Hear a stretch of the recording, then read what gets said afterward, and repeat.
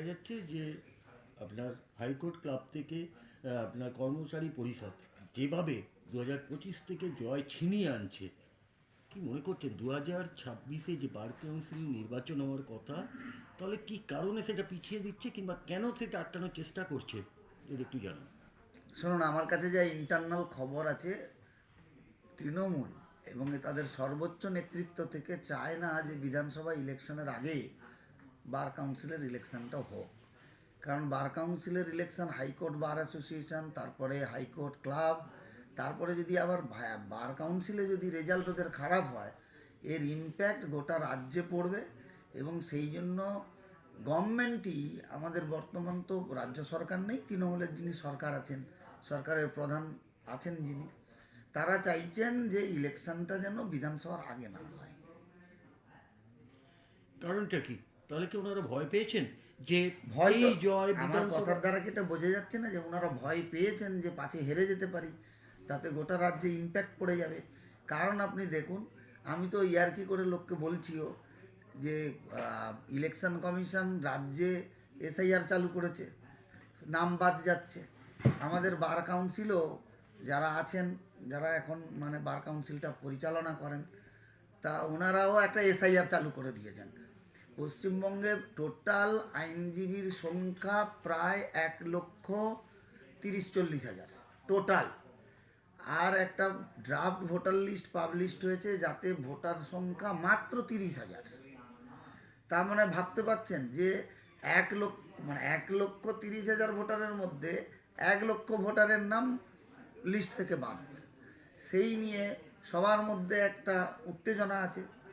বার কাউন্সিলে সবাই যাচ্ছে যে এটা কি করে হতে পারে, তাহলে বার কাউন্সিল এতদিন কি করছিল। এরপরে প্রশ্ন হলো, অনেকের নাম নাকি নেই কারণ সার্টিফিকেট অফ প্র্যাকটিস তারা দেয়নি। এখন আমরা সবাই জানি, আইনজীবীরা, আমাদের যিনি বার কাউন্সিলের চেয়ারম্যান আছেন, অত্যন্ত সজ্জন ব্যক্তি, খুব ভদ্র মানুষ, ভালো মানুষ, কিন্তু he is not fit for the chairman post of bar council of West Bengal. কারণ উনি কোনো কোর্টে প্র্যাকটিস করেন না, কোনোদিন কোর্ট গাউনও পরেননি। চিপের ওতের দিনও ওই পাঞ্জাবির উপরে একটি কি নেহেরু জ্যাকেট পরে চলে এসেছেন। এই হচ্ছেন আমাদের রাজ্যের বার কাউন্সিলের চেয়ারম্যান। এখন উনি কিছু বোঝেন না, মানুষ ভালো, ঘুমোতে ভালোবাসেন। তো কিন্তু বার কাউন্সিল তো গোটা ওয়েস্ট বেঙ্গলের 283খানা কোর্ট, 283খানা বার অ্যাসোসিয়েশন আছে। সেই সমস্ত বার অ্যাসোসিয়েশনের মেম্বাররা বার কাউন্সিলে, তাদের লাইসেন্সিং অথরিটি কে হবে, তাদের নিরাপত্তা কে দেবে, তাদের আর্থিক স্বাচ্ছন্দ্য কে দেখবে, সেই জন্য বার কাউন্সিলের ইলেকশনটা হয়। তো বর্তমান যারা পরিচালনা করছেন 1,00,000 লোকের নাম বাদ দিয়ে দিয়েছে।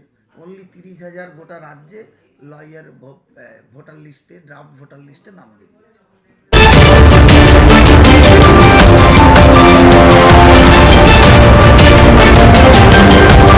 আচ্ছা দাদা, আপনারা হাইকোর্টে কি সুপ্রিম কোর্টে গেছেন, কেন গেছেন?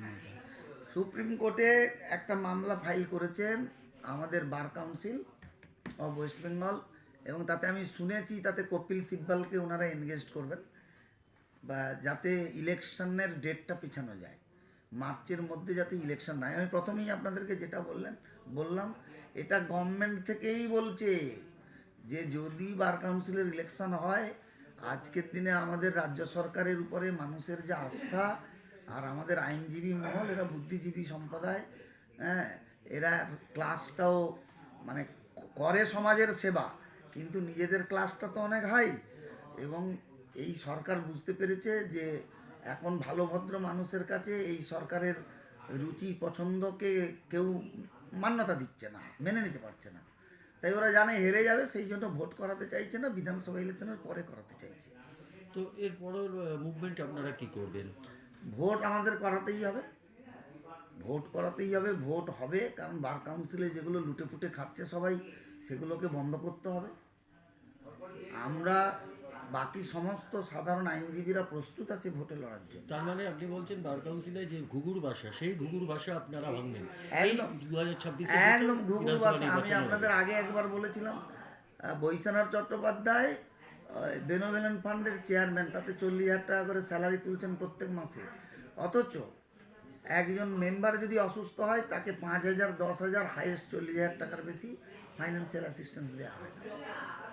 এরা তো এইভাবে চলছে।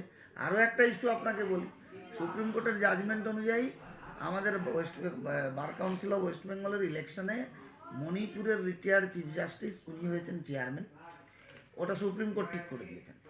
এবং আরও আমাদের এখানকার রিটার্নিং অফিসার মানে ইলেকশন অফিসার আমাদের প্রাক্তন বিচারপতি অসীম রায় মহাশয়কে নিযুক্ত করেছেন। এগুলো নিয়ে আমাদের কারোর অসুবিধা নেই, কিন্তু আমার সঙ্গে ঝগড়া হলো গতকাল যে আমাদের অ্যাডভোকেট জেনারেল যিনি আছেন কিশোর দত্ত মহাশয়, আমাদের রুল অনুযায়ী বার কাউন্সিলে অ্যাডভোকেট জেনারেল হচ্ছেন এক্স অফিসিও মেম্বার। তাহলে এক্স অফিসিও মেম্বার ইলেকশন অফিসারের সঙ্গে কোনো কমিটিতে থাকতে পারে না, তাহলে অন্য মেম্বাররাও তো থাকতে পারে, কারণ অ্যাডভোকেট জেনারেলের স্ট্যাটাসটাই হচ্ছে বার কাউন্সিলে he is also the member of bar council, কারণ ওই জন্য বলা হচ্ছে এক্স অফিসিও মেম্বার। তো একটা high power committee supreme court তার জাজমেন্টে বলেছে সেই হাই পাওয়ার কমিটিতে অ্যাডভোকেট জেনারেলকেই রাখতে হবে। কেন?